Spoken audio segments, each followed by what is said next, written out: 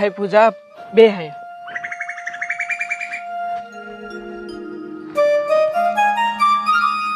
રાજ, તે કેમ મને અહીંયા બોલાવી? કઈ કામ હતું? પૂજા, મારે તને એક વાત કરવી છે, એટલે જ તને અહીં બોલાવી છે. હા તે બોલો ને, શું થયું છે? અરે થવામાં તો નો થવાનું થઈ ગયું છે. મેં કાલે ઘેરે જઈને મારા બા અને મોટા ભાઈને હંધી વાત કરી, આપણા સંબંધની, આપણા લગ્નની. પણ આ વાતને લઈને ઘેરે મોટો ભડાકો થઈ ગયો છે. અરે મોટી હોળી ખડકાણી છે ઘરમાં. કેમ રાજ, શું થયું? તારા બા ખીજાણા તને?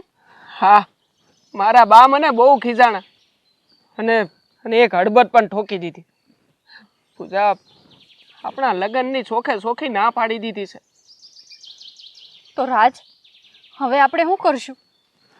જો પૂજા, મારા બા કે મોટા ભાઈ ભલે ના પાડે, પણ લગ્ન તો હું તારી હારે જ કરી. પછી ભલે એ મને ઘરની બહાર કાઢી મૂકે. હું તને પ્રેમ કરું છું, એટલે લગ્ન તો હું તારી હારે જ કરી. રાજ, હું પણ તને પ્રેમ કરું છું. જો આપણા લગ્ન નહીં થાય ને, તો હું તારા વગર જીવી નહીં શકું. હું મારો જીવ આપી દઈશ. હા રાજ. અરે આવું ન બોલ પૂજા, આવા વહમાં વેણ ન કાઢ. શું તને કાંઈક થઈ જાય ને તો હું જીવતો નહીં રહું. હું મારો જીવ આપી દે.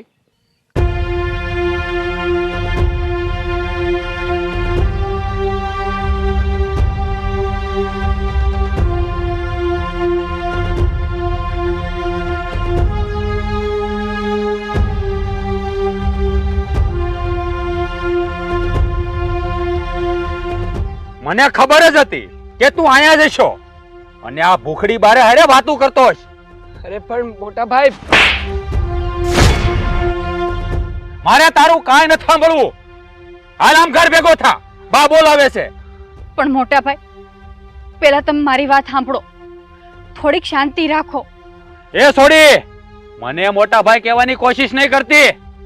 તારે ને અમારે કાંઈ સંબંધ નથી, તો પછી તારો મોટો ભાઈ હેનો હે? અને એ ઝડ ઘર ભેળો થાય છે.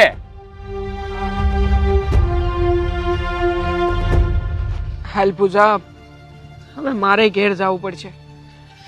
સારું, તમે જાઓ અને હાસવજો. અને હા, બાની હામું કાંઈ ન બોલતા.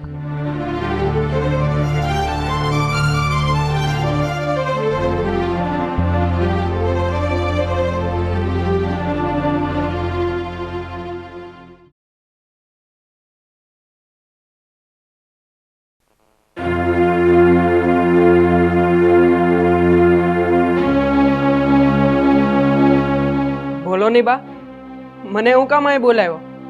મારું કઈ કામ હતું? હરામખોર, મેં કાલે રાતે જ તારું નાક વાઢ્યું તું કે ઓલા ભિખારી મનસુખની છોડીને મળવા નહીં જાતો, તોય તું ગયો ને. પણ બા, મેં કાલ સાંજે તો તમને વાત કરી હતી કે હું પૂજાને બહુ પ્રેમ કરું છું, એટલે એને હું છોડી નહીં શકું. નાલાયક, આખા જગતના પટ પર તને કોઈ છોકરી પ્રેમ કરવા વાળી ન મળી કે તું ઓલા કંગાલ ભિખારીની છોકરીને પ્રેમ કરી બેઠો. બા, પ્રેમ કાંઈ અમીરોની જાગીર નથી કે ખાલી અમીરોને જ પ્રેમ થાય. પ્રેમ તો મીઠા પાણીનું સરોવર છે કે જેમાં અમીર અને ગરીબ અંધાઈ ડૂબકી લગાવી શકે. બંધ કર તારો લવારો, નથી સાંભળવો. બુદ્ધિ વગરના તને એટલી ખબર નથી પડતી કે સંબંધ, સગપણ અને દોસ્તી સમોવડિયા જ થાય. રાજના ભાઈ, હું લેવાને આવી લાંબી ટૂંકી લપ કરો છો. હવે રાજનું મન સોડિયારે ભળી જ ગયું છે ને, તો પછી લગ્ન કરાવી દઈ ને, એમાં જ મજા છે. નહીં ને કાંઈક ઊંધા ચીતું કરશે ને તો આખું ઘર કારી ટીલીમાં બેહી જાઉં. તું કાલ હવારની આવેલી મને શિખામણ આપી. સાની મની ઊભી રહે, તને બોલવાનો કોઈ અધિકાર નથી. અને તું કાન ખોલીને સાંભળી લે, ઈ સોડિયા રે તારું હક પણ અમને મંજૂર નથી, સમજો? મોટા ભાઈ, હક પણ તો આ દુનિયાનો રિવાજ છે. બાકી સંબંધ તો પૂર્વ જન્મના હોય છે. અને ઈ સંબંધ કઈ આ દુનિયાને પૂછીને નથી બંધાતા. ઈ તારા પૂર્વ જન્મના પ્રેમને મને ભમા ભંડારી દેતા વાર નહીં લાગે. રાજ, તારી હંધી વાત તારી પાસે રાખ. આ તારું ડાપણ અમારે નથી સાંભળવું. એ ભિખારીની સોડી હારે તારું હક પણ નહીં થાય તો નહીં જ થાય. બા, તમને કદાચ ખબર નહીં હોય પણ પૂજાની હારે ઘોઘાના મેળામાં ને મહાદેવની સાક્ષીએ મેં લગ્ન કરી લીધા છે.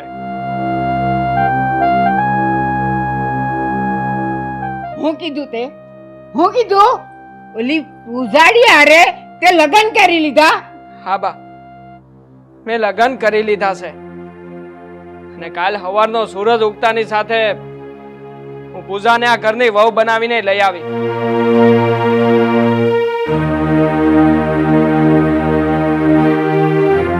જા અંદર.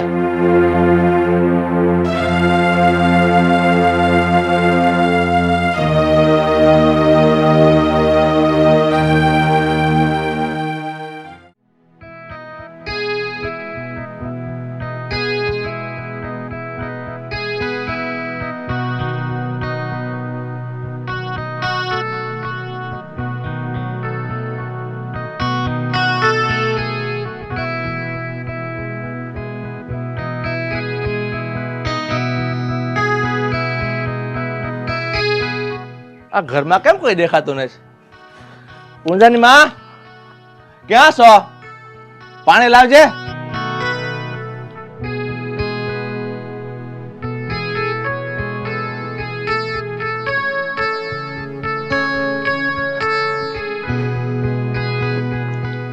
આ ગામત્રે જઈ આવ્યા? હા, હું તો ગામતરો કરી આવ્યો, પણ આ પૂંજા કેમ કઈ દેખાતી નથી? ઈ છે ને એની બેનપણીને ઘરે ગઈ છે, હમણાં આવતી દશે. અરે મેં તને કેટલી વાર સમજાવી કેમ દીકરીઓને બહાર ગામમાં એકલો ન જવા દેવાય? તને સમજણ નથી પડતી? કેટલી વાર તને મેં સમજાવી. પણ તમે આ પૂજા ઉપર આટલી બધી જોખમી કેમ ચલાવો છો? અરે આ જવાન જોત દીકરીને કઈ થોડી ઘરમાં બાંધીને રખાય? એ રાખવી પડે, એને બાંધીને રાખવી પડે. આ દીકરીઓ જવાન થાય ને તો મા બાપે ધ્યાન રાખવું પડે. તમને તો ખબર જ છે, આપણી દીકરી પૂજાએ આ જસીબાના દીકરા રાજારે મંદિરમાં લગ્ન કરી લીધા છે, તો હવે એને બાંધીને રાખવાની શું જરૂર છે? અરે પણ તને ઈ તો ખબર છે ને કે આ જસીબાને ને એનો ઓલો મોટો દીકરો શું નામ છે, મોહન, એને આ હક પણ જરાય મંજૂર નથી. તમે ખોટી ચિંતા કરો છો. આ ઘીના ઠામમાં ઘી ઢળી જાય. અને હાથ પગ મોઢું ધોઈ લ્યો, હું જમવાનું કાઢું. એ નહીં માનો, કારણ કે તમારે બાયુની બુદ્ધિ પગની પાની સુધી જ હોય. તમે નહીં સમજો એટલે નહીં જ સમજો.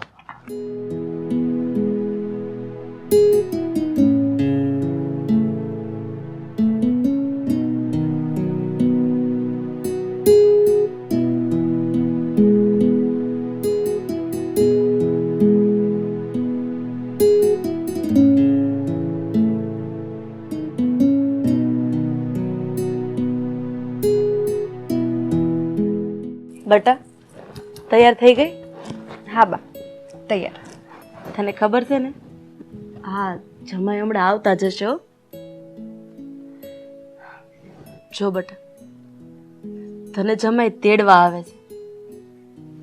તું લગ્ન કરીને હવે હા મોટા ઘરની વહુ બની ગઈ છો, પણ ત્યાં સુખ હંધુય છે. પણ તું એવું ન માનતી કે હંધુય સુખ તને ભોગવવા મળશે. કેમ બા, તમે આવું બોલો છો? હા બટા, હું સાચું જ કહું છું. તું ગરીબ ઘરની દીકરી છો અને તારું હારું બહુ અમીર છે. બટા, ગરીબી હંમેશા અમીરોના આંગણે આજ દિન સુધી કઠપુતલીની જેમ નાચતી રહી છે. હોનાના પાત્રમાં કોઈ દી ગરીબોને પકવાન નથી મળ્યા, ટાઢા રોટલા જ મળ્યા છે. પણ બા, તમે આવું હું કામ બોલો છો? જેવા કરમ લખાણા હશે ને મારા, એવું ભોગવવાનું થાય. બટા તારી વાત તો સાચી છે. આજથી તું તારા સુખી હાહરિયામાં પગ તો મૂકીશ, પણ તારા દુઃખના દાડા ચાલુ થઈ જાય. અણગમતા સંબંધ હશે ને એને છાવરવા પડશે બટા. મને અત્યારથી દેખાઈ રહ્યું છે કે તારી માથે એ લોકો માછલા ધોહે, અરે છાણા થાપશે. બટા તે જવાનીના લપસણા માર્ગ માથે પગ તો મૂકી દીધો છે, પણ તું મારી દીકરી છો. ગમે એટલું દખ પડે ને તો હિંમત નહીં હારતી બટા. હા બા, તમે જરાય ચિંતા ન કરો.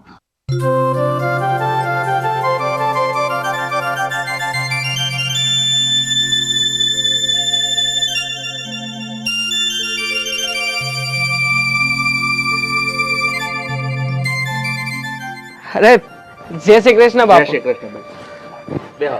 જય શ્રી કૃષ્ણ બાપુ. બેટા, આજે હું તમને મારી દીકરી એકલી નથી આપતો, પણ મારો જીવ તમારા હાથમાં આપું છું. બેટા, મારી દીકરીને હાંસવજો, એની રખેવાળી કરજો. એ મારી એકલી દીકરી નથી, પણ મારો જીવ છે, મારું હૃદય છે. બેટા,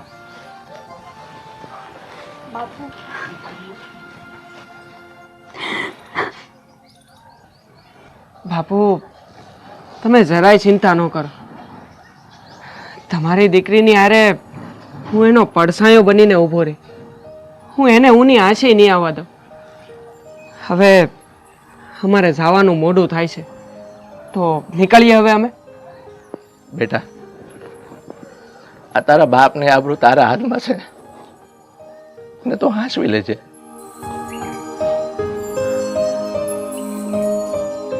સુખી રહે. બા,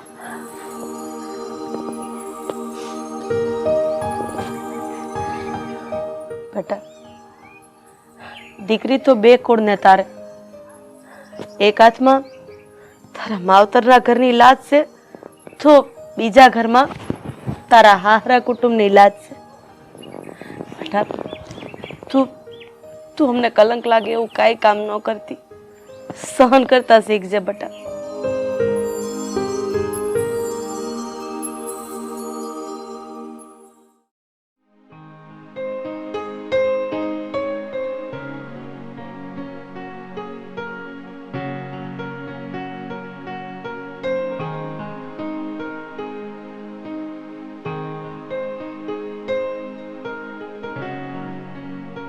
એ ન્યા ઉભો રહેશે.